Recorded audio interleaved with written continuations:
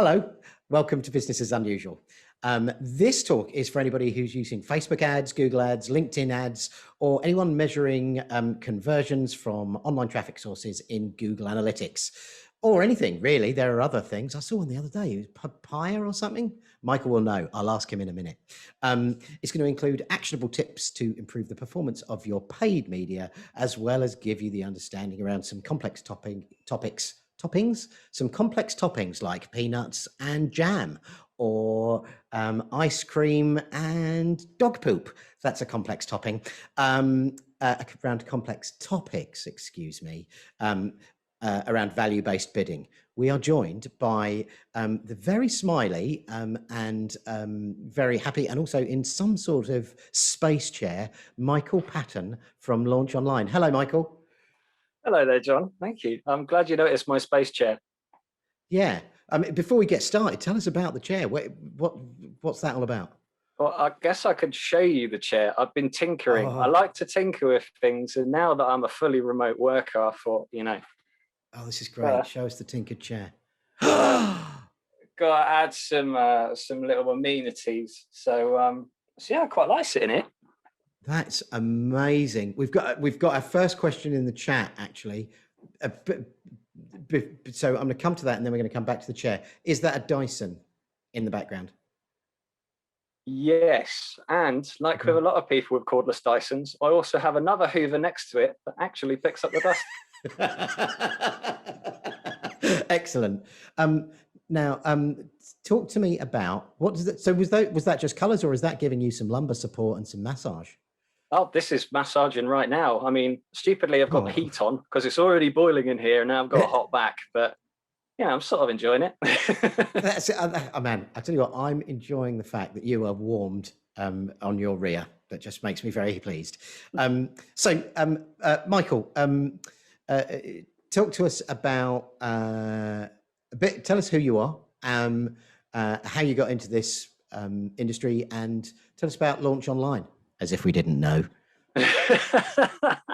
Right then, I'm going to sneakily turn this massage cushion off because I am genuinely sweating now. No one's noticing. We're all looking the other way as if a butterfly has fluttered by. Smooth. Yeah, back on topic. So my name's Michael. You've probably already determined that. I'm down here in Bournemouth as a remote worker for Launch Online. I've only been with Launch Online since the beginning of the year, actually, but now, considering it's only been 5 months, I already feel part of the furniture, really enjoying it here. And I guess to throw out as a disclaimer, I know my boss is in the chat, so people at home probably think, yeah, he's going to say something nice about his company because, he knows how to play the game. But even if the camera was off me, we were down the pub, it was just me and you, the answer would be the same. Really enjoying it. And I presume that's because you know that Jay Cowell has spies everywhere and can hear criticism from 200 miles away.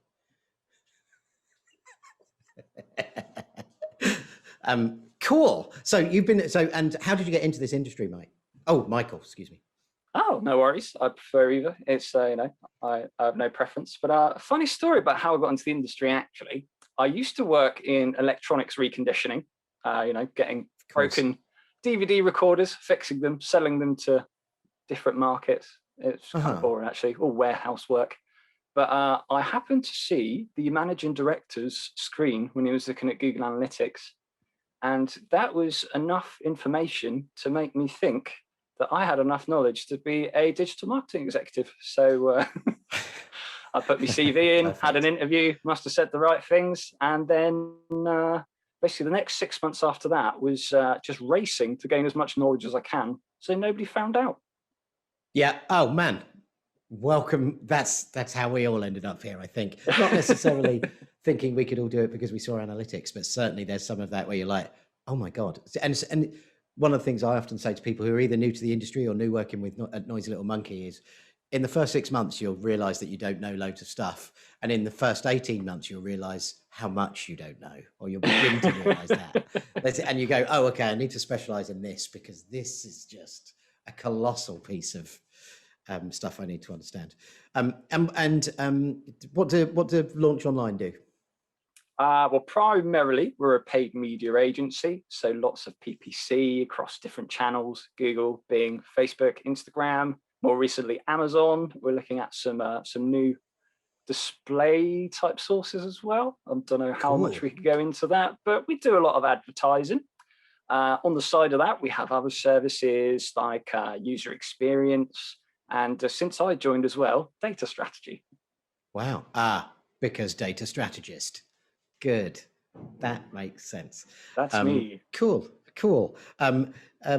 That's and we wouldn't be doing this unless Noisy Little Monkey were getting a tiny bit of exposure, and the person on the other end of the call was getting a tiny bit of exposure, either for them personally, or as in the case with Michael, for him personally, and for the brand for whom he works, or for which he works, excuse me.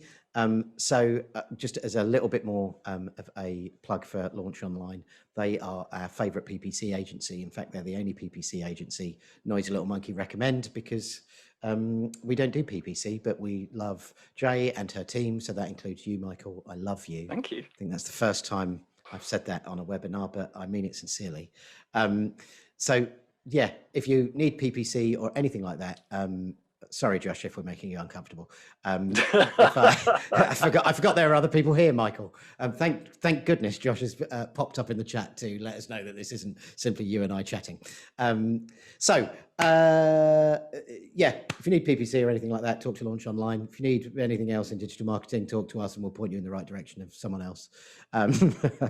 Josh, you are killing it in the chat. So it looks like we've got 3 themes that we're going to talk about 15 minutes apiece, which should make us finish a little bit, hopefully before 4 o'clock. So theme 1 was using micro conversions as beacons for smart bidding in online advertising.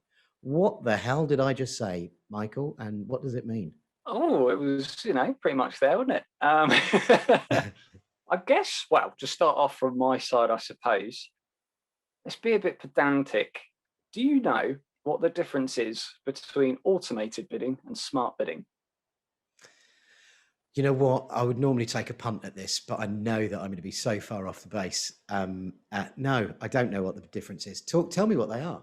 So smart bidding is conversion centric. So it's looking at getting you conversions in different ways. Whereas automated will be looking at increasing your traffic or things such as that.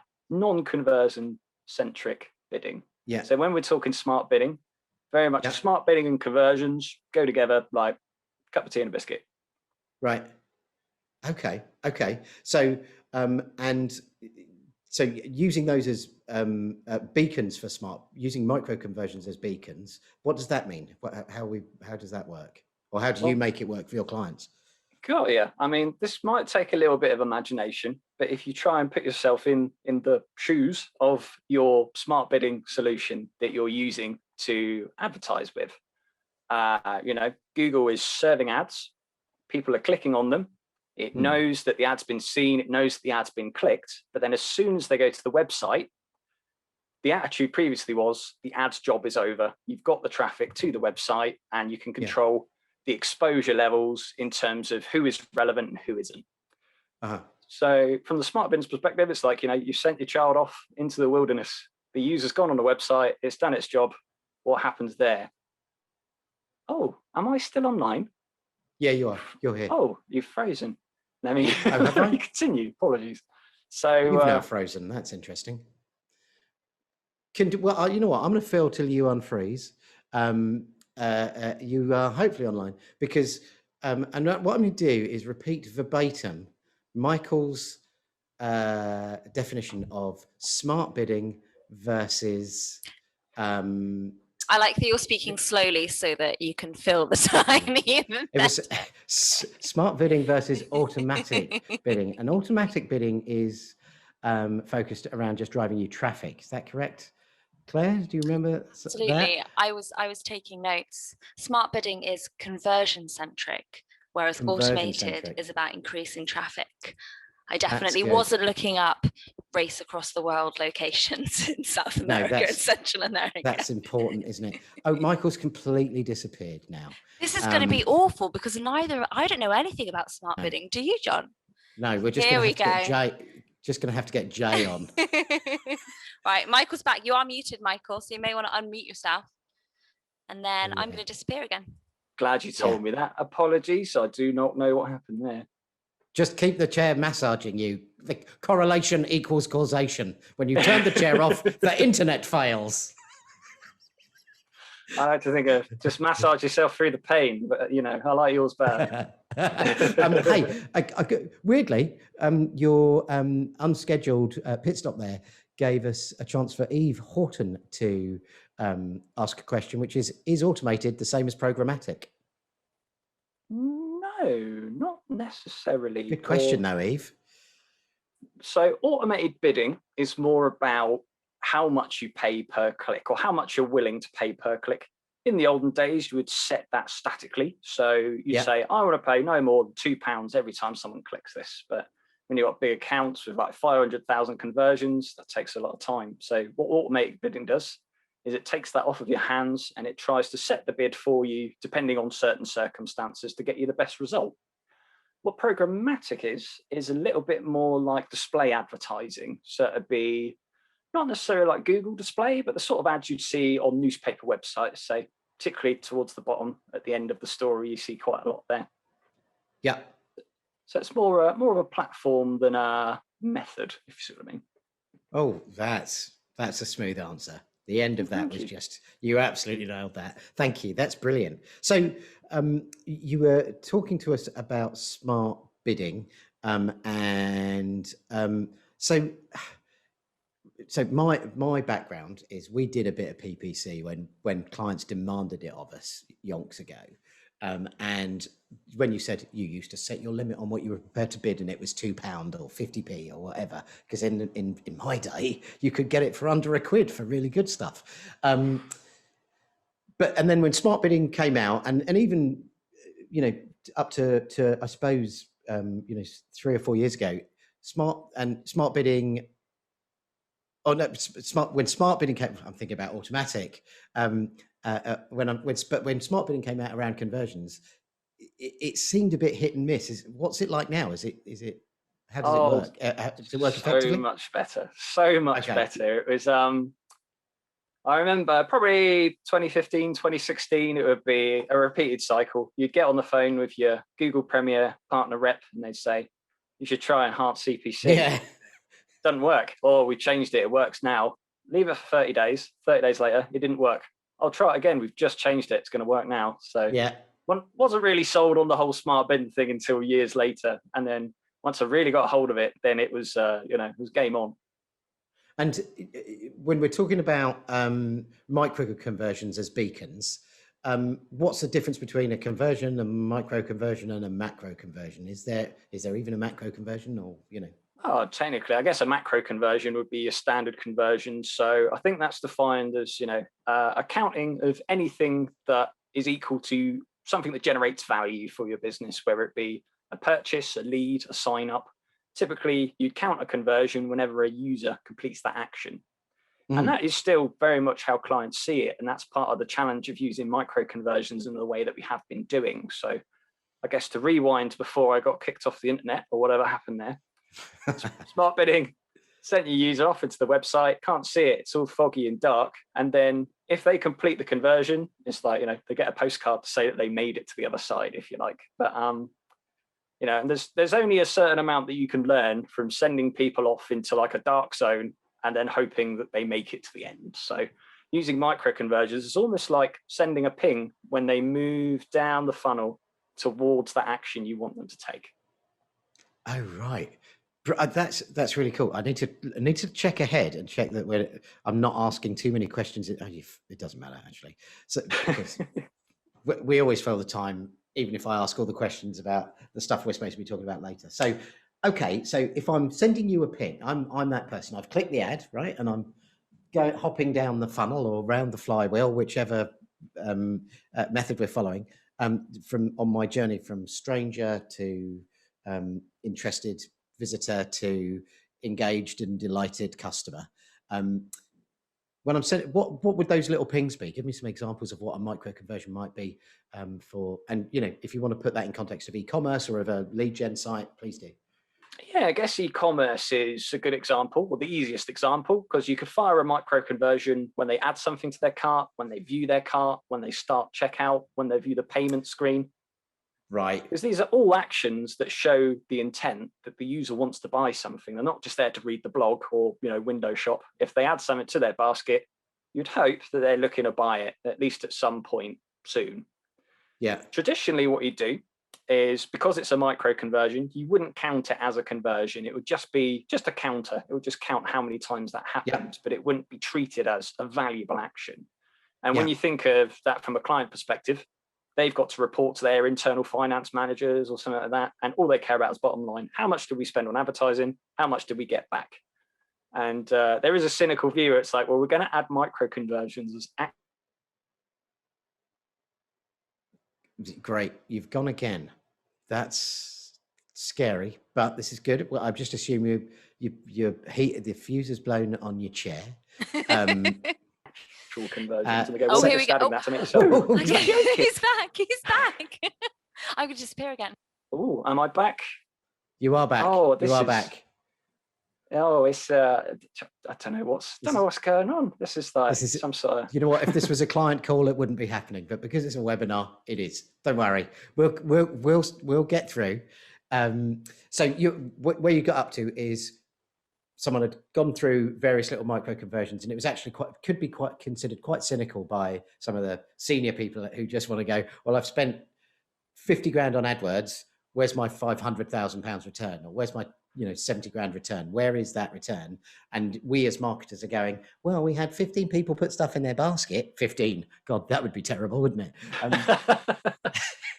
So yeah, how do you overcome that cynicism? And have you got any real world examples of that working? You don't have to say the name of the client, but yeah, tell us how you overcome that cynicism to begin with.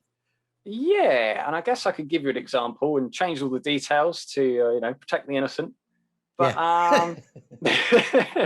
let's see. So we've got a client I've been working on recently. Do you know what clay barring is? Is it? No, sorry. It sounds vaguely dirty. What is it? No. So actually, no, it's to do with car cleaning. So if you want to wash your car, take it to the car wash, get wash, polish, wax. They might do tire blackener. But if you're really serious about cars, if you take your car to a show, or you've got like an investment that you keep garaged and nice and clean, ready to sell one day, you get it detailed. So really hardcore cleaning and protection. One of the things that's part of that is clay barring. So it's like a little bar of resin, which they rub on the paint, which gets rid of impurities before you protect it with like a coat of wax or something like that. So got a client that just does the clay barring bit, very specialist, very niche service. And they only operate in, say, Northampton, but not everywhere in Northampton. Selected Northampton postcodes aren't covered. So the first challenge is finding the people in those select postcodes that are covered within Northampton to come to the website via an ad. So that's first challenge. Second challenge is they go, put in the postcode, and it says, yes, you're eligible for this service. Now, how many months would you like? And then the user thinks, well, how many times a month do I need the service? Do I have to be at home for the service? Do I have to take my car to have the service done? Well, and then they leave the funnel, go to an FAQ page, might find the answer, might not, get bored, go away. So what we found, we had lots of relevant people, despite being quite an impossible task, starting the process. Yeah, exactly. And then not reaching the bit where they actually hand over their card details and pay. So before, what we were doing is we were setting a micro conversion to show all the times people had started the process but didn't end. And that was, in a way, almost to cover our own backs, to say, look, PPC is working, it's doing its job, driving the right people, but we need to look at the purchase process to get you the result you're after. But of course, the smart bidding is looking to get those conversions, and where it's not getting conversions, despite thinking all of these users are relevant, it runs out of ideas. It gets a bit tired and depressed, and it stops working. So if you can say that first bit, where the people have confirmed they're eligible for the service and they're after the service as a full conversion, by law of averages, if you can drive 100 people into the funnel and 2 make it out the end and make a purchase, 2 purchases is better than no purchases. And that is the basic concept around it. So knowing that, so it's knowing your broad conversion rates, but not being able to see it on that almost that first conversion journey. Is that right? Have I got that broadly right? Yeah, or it's more taking it away from just purely analysis, where we can come to a client and say, look, we're doing our bit, it's your website that's the problem. And instead we go, instead of just analysis, we are giving more information. We are feeding our smart bidding strategy more information to work with and finding the people that are eligible for the service in the first place. Okay, so then Google, I presume in this case, would then present that to more relevant people. Absolutely, yeah. Google, Bing, Facebook, and by extension, Instagram. It's all quite a wide concept. Cool, excellent. I mean, I've been doing this for years. You think I'd know about it? I'd love to tell you that I was feigning ignorance for the purposes of this call. I'm not. So, I remember when I was hands-on setting up analytics, I'd often assign different like goal pages. Do you remember goals in Google Analytics? I know they still exist. And you could assign them a value. So even if you had a lead gen site, you could say, well, this one's worth $1 and this one's worth $50 or pounds or whatever, because that one's a really high intent page, so that's worth more, and that one's worth less. And it was kind of an estimation. Do you use that? Do you assign value to any of these things at all? In fact, I'm glad you said that, because you've highlighted there that assigning value to conversions, or value-based bidding even, isn't a new concept. It's been around for years. I remember when Maximize Conversion Value came out in beta on Google, and that must have been 2 or 3 years ago. So it's nothing new. But this year, Google are calling it value-based bidding. They're calling it Smart Bidding 2.0, because they're now considering it. Yeah, you know, lovely, 2.0. lovely name to reel the people in. Yeah, but they're finding, I mean, this is conjecture, this is what I imagine they're finding, is that they're reaching a saturation point with the smart bidding at the moment. Like, it's doing really well, it's learning from all these accounts around the world, but now it needs to know more. So you need to add a new dimension for it to learn from. And that is value, conversion value. So if it just looks for conversions, it's going to treat every conversion as equal. But if conversions are different value, either monetary value or value to the business, then it can adjust bids accordingly to bid higher for the higher value. So you get a better return on your money. Right. And how do you tell the machine that? Simply by assigning value to the conversions. However, it can be done very wrong and with very disastrous consequences. Yeah. What happens when you get it wrong? To give you an example, a few years ago, I had a client. They were a car dealership. And what they wanted to drive from the ads is, first of all, get people to download a brochure about the cars that they had for sale. And to get the brochure, they'd have to hand over their email address and telephone number so their sales team could follow up. So brochure download was important. But the main goal was to drive test drives, book in for an appointment to drive this car, get in the dealership, and then, you know, the salesman part takes place. Yes. So yeah, you know, reel you in, give you a coffee, become your friend. Yeah. So so we thought, okay then, well, you know, you want ultimately test drive appointment bookings, so that's probably a value of 50, and brochure downloads are nice, that's a value of 5. So off we went, we set those values, we set it to maximize conversion value as a strategy. What happened is we got hundreds and hundreds and hundreds of brochure downloads, but not any additional test drive bookings. And the client was like, well, we can see you're smashing it on your end, but we're not actually generating any extra sales for our business. Yeah. So we thought we have to pivot this strategy a bit. We have to take a step back, see where we're going wrong. And when you look at the data, when you get the total amount of appointment bookings and the total amount of brochure downloads, it was more that it was, say, out of every 100 brochure downloads, only 1 user will book a test drive.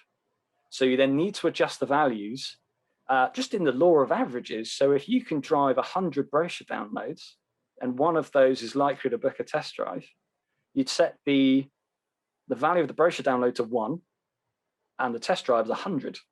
So then Google knows exactly what it's dealing with. And even if it's like something which fluctuates seasonally, you can continue to review those proportions and adjust the values accordingly. Oh man, that's amazing. Thank you. That is brilliant. Yeah. Oh, I'm glad I asked what happens when it goes wrong. Those are always some of the best questions. I really like that. I really like that. Are you using this? What proportion of your clients do you think you're using this for now?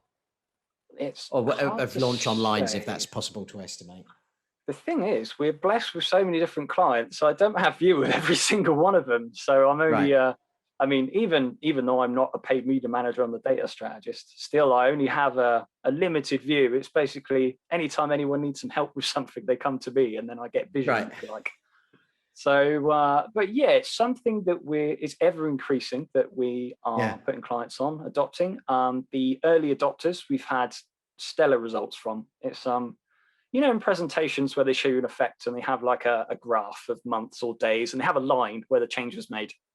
But this way, you don't need the line. It is so significant. You can tell when we started value-based bidding. Exactly. Right. Right.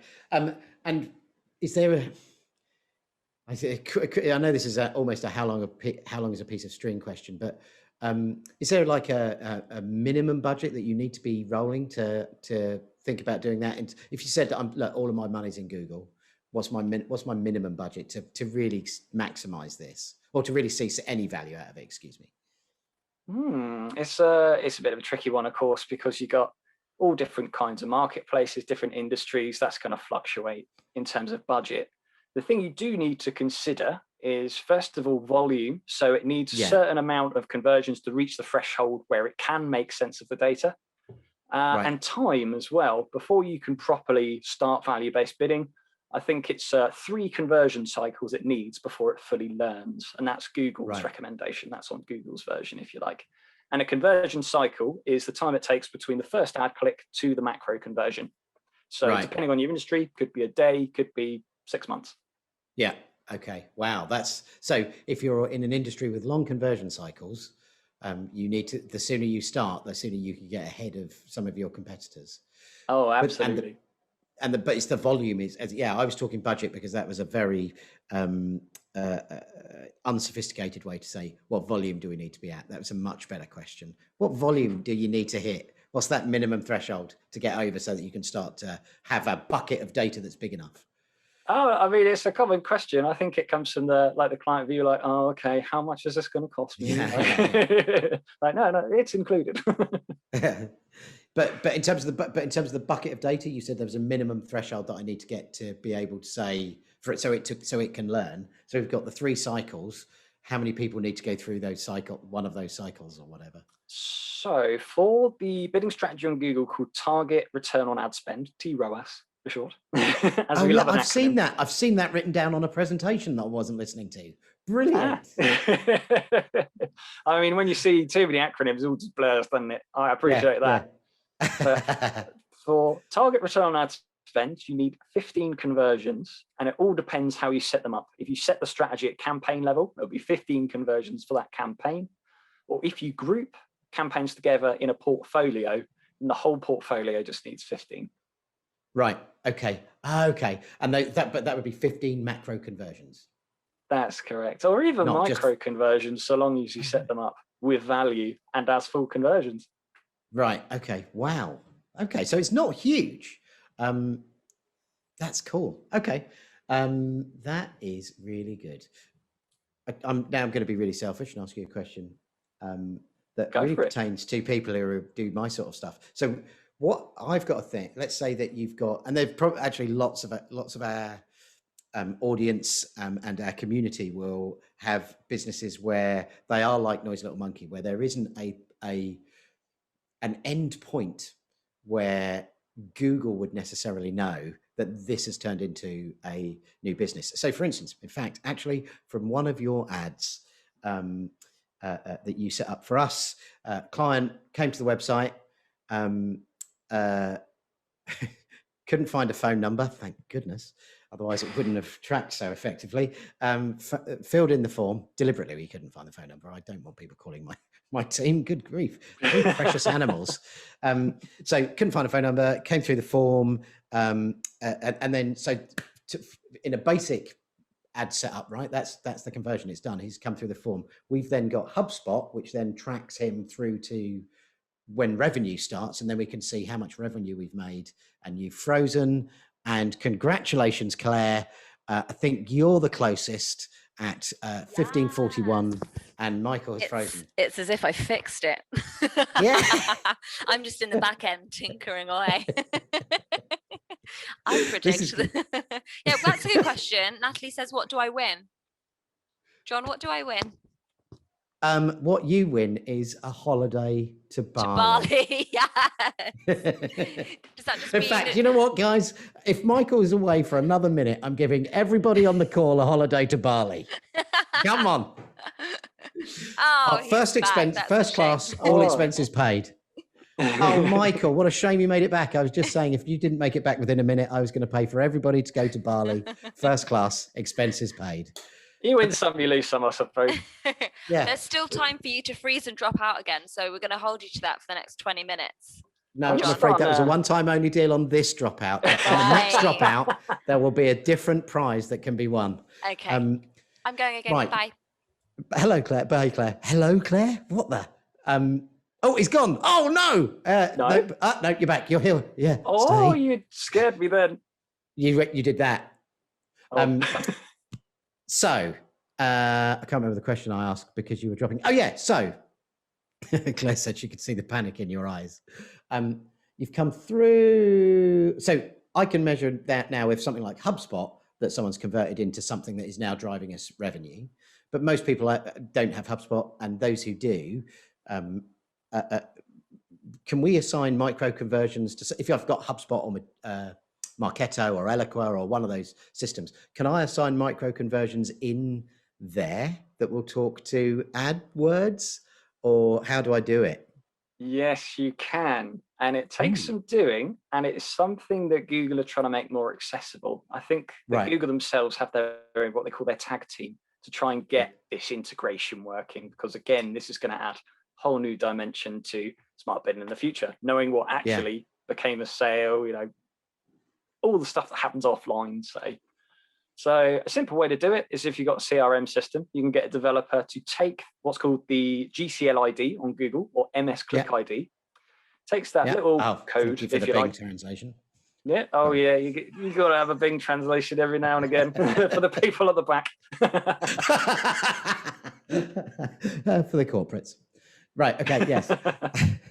So yeah, it takes that little code out the cookie or the URL, depending how it's applied, and it will submit it as a secret form on whatever it is the user's submitting. So if it's a lead form, contact us form, it will be submitted along with that code. Mm-hmm. And then the magic wand of Marketo. Now, when that becomes a contact, you're back. Oh, apparently my internet connection was unstable. Tell you about it. Yeah, there's a surprise. I feel like the man is trying to keep me down, so he's trying to hack my router. Yeah, it's Tim Berners-Lee trying to sell that NFT thing for some reason, taking you out on this webinar. Anyway, sorry. So GCL ID or whatever it was, and the Bing version of that, put that on your contact page or whatever your conversion page is. Yeah. And then goes into, your user contact in your CRM. So you've got name, address, telephone number, GCL ID. Right. Then as that moves through the stages of the sales process in your CRM, it's always going to be tagged to that GCL ID. So if anything like, an appointment booking or, a pre-meeting, if you like, you can then turn that into, sorry, I just saw he's definitely with BT. This is good though, because some of your screenshots are not screenshots, but when you freeze, sometimes you have a real far away look on your face, and it's lovely, which you've done now. I tell you what, why don't you kill your video? That might give you the tiny bit of bandwidth you need. Oh, Yeah. Oh God. Let's see what happens. Claire's just said maybe Michael should kill. Don't lose it, Mike. So we've got the GCL ID in our CRM. Or something just like a rampage contact. Oh God, that's you've really correct. gone. You're absolutely Am dead. I still here? No, yeah. I guess you can't see whether I'm no. Oh, okay. Stop me if I break up again.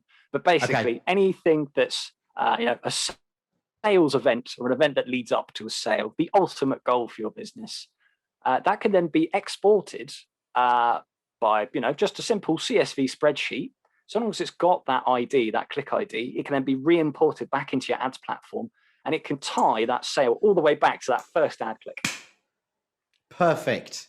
We got there, and that is a really useful thing. Brilliant. Thank you. That's a really useful thing to know. Look, I think in the discretion being the better part of valor, I reckon that I would give us the top 3 things that you would like people who are on this webinar to know about smart bidding and what they should do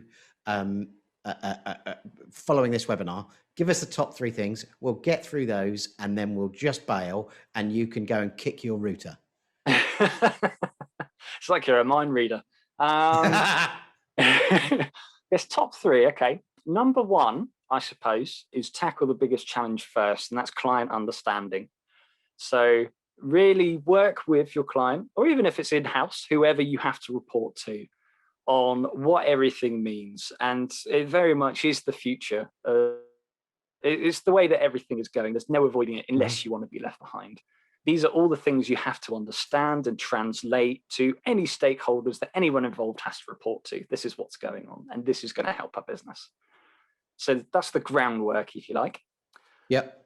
Step 2 then is, I'd say, to make sure that the data you're collecting is as pure and as accurate as possible. Because if you are getting data inflation, missing data due to a setting being wrong or some sort of change that hasn't been reported, then your smart bidding is not going to be in the best footing. Because after all, it's learning from conversions. So if those conversions are wrong, it's learning wrong. Mm-hmm. And then I suppose number 3 would be to, I guess, exercise patience. Sometimes smart, again, depending on the industry, your website experience, your competitors, sometimes the advertised learning period can be longer. So traditionally, whenever we speak to Google, it will be, oh yeah, give it 30 days, it'll start working. When actually, when we looked at it, even things like target CPA would be a minimum of 10 weeks. And that didn't matter, if it was your conversion cycle was 12 hours. For some reason, 10 weeks always seemed to be the sweet spot. Right. Okay, so that was educate your stakeholders. Yep. I can't think of a 3-word one for the middle one. Audit your data. Educate your stakeholders, audit your data, and then number 3 was, now that you said audit your data, that third one's gone for me. Oh, how about patience and understanding? Patience and oh man, and we need a load of that on this. Tell me about it. That's really good.